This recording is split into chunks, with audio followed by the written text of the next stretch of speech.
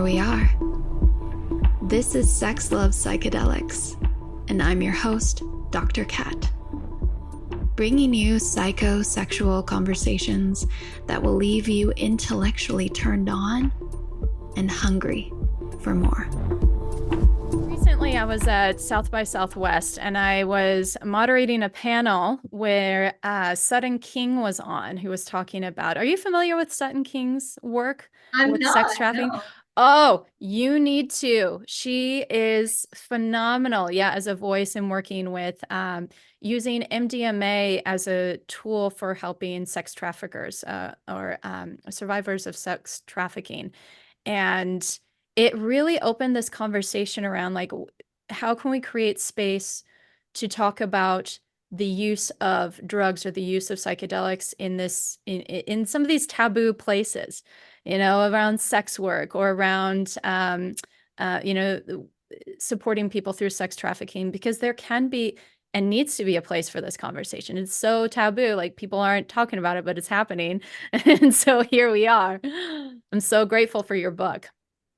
Thank you. Absolutely. And I'll say one of the things that I'm really heartened to hear that we're having these conversations in, psychedelic spaces about the utility of psychedelics with survivors of trauma, survivors of exploitation, survivors of violence.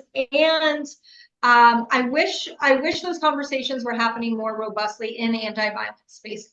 And so I think that's one of the things Reframe Health and Justice tries to do. That's one of the things I'm hoping Body Autonomy as a piece of literature does, is to really help cross that bridge so that these spaces can join and see the promise of being able to work together and the overlap, right? Because we see that the need for collaborating with psychedelic healing spaces from substance use treatment programs, a lot of whom are like, X, no, absolutely not, cannot wrap their heads around the fact that some drugs can help heal trauma and dependence on others, right? And I think very similarly, when we get to anti-sex trafficking spaces, there's really kind of two types of anti-sex trafficking spaces. I think there's folks who are really rights-based, who see a lot of the problems of violence and exploitation coming from a lack of resources, right? If poverty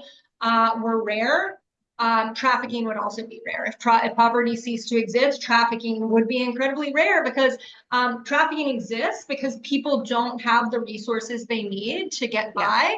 And a lot of times know that they're getting into a bad situation, but it's the best bad situation out of a range of really bad situations, right? And so people are making the best choice they can for themselves at any moment. And of course, there is a lot of lying and deceiving and all those things.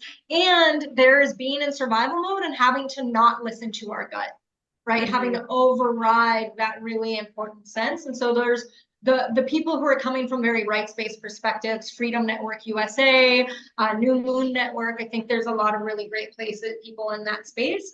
And then there's the carceral, the very carceral feminist type anti-trafficking movement people who really conflate all sex work with sex trafficking, and believe that the problem of if the sex work cease to exist, then trafficking cease to exist.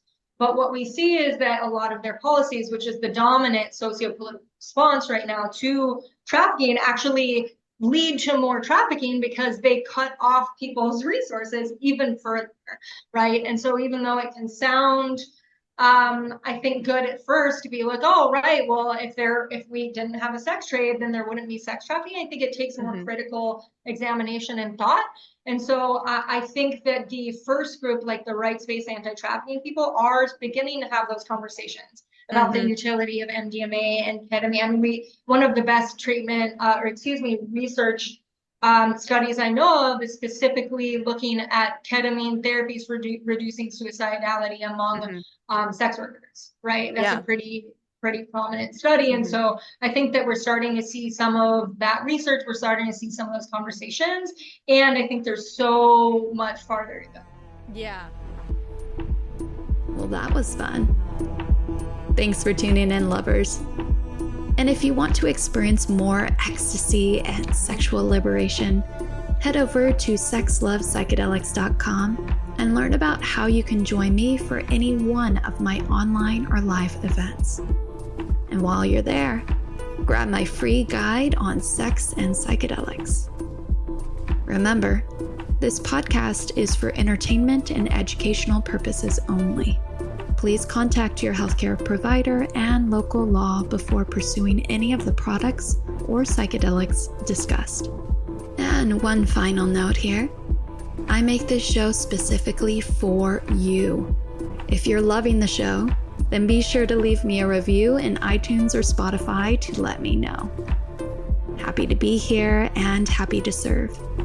I'll see you next time on Sex Love Psychedelics.